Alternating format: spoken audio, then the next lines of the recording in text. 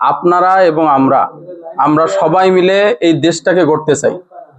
আমরা চাই একটা সুন্দর দেশ উপহার দেওয়ার জন্য, যেই দেশে দুর্নীতি থাকবে না, যেই দেশে বৈষম্য থাকবে না, ন্যায় এবং ইনসাফ ভিত্তিক একটা সমাজ প্রতিষ্ঠা হবে, একটা কল্যাণ রাষ্ট্র প্রতিষ্ঠা হবে, এরকম একটা দেশের স্বপ্ন আমরা দেখি।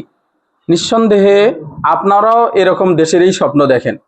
আপনারা আপনাদের যেই পেশাগত দায়িত্ব পালন করতেছেন, আপনারা শুরু থেকেই আমার বিশ্বাস যে আপনারা চাচ্ছেন বা আপনারা চান যে আমাদের এই দেশটা একটা সুন্দর দেশে পরিণত হোক। সুন্দর দেশ বলতে আমি এতটুকু বোঝাচ্ছি যে এখানে কোনো অবস্থাতে যেন দুর্নীতি না থাকে, এখানে যেন ইনসাফ ভিত্তিক একটা সমাজ প্রতিষ্ঠা হয়, এখানে যেন বৈষম্য না থাকে। এরকম একটা সমাজ, এরকম একটা দেশ আমরা প্রতিষ্ঠা করতে চাই। আমরা এরকম একটা দেশ গড়তে চাই। এই দেশ গড়ার জন্য যেটা সবচেয়ে বেশি প্রয়োজন সেটার নাম হলো সমালোচনা। সমালোচনা যদি না থাকে, যদি কোনো বিষয়ে সবাই ঐক্যমতে চলে আসে, তাহলে সেখানে হতে পারে কোনো একটা দুর্বলতা থেকে যেতে পারে। আমরা জানি যে তারা জাতির যেই সমস্যাগুলো আছে এই সমস্যাগুলো নিঃসংকোচে প্রকাশ করে, প্রচার করে।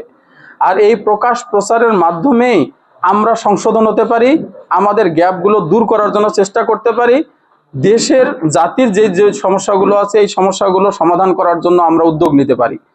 এজন্য আপনাদের কাছে আমি এতটুকু অনুরোধ করব যে আগামী দিনে আমরা সবাই মিলে এই দেশের জন্য কাজ করব।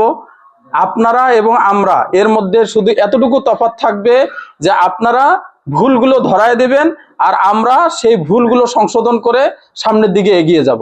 আগামী 12ই ফেব্রুয়ারি যে নির্বাচন, এই নির্বাচনে যেন সবাই সঠিকভাবে আমরা দায়িত্ব পালন করতে পারি।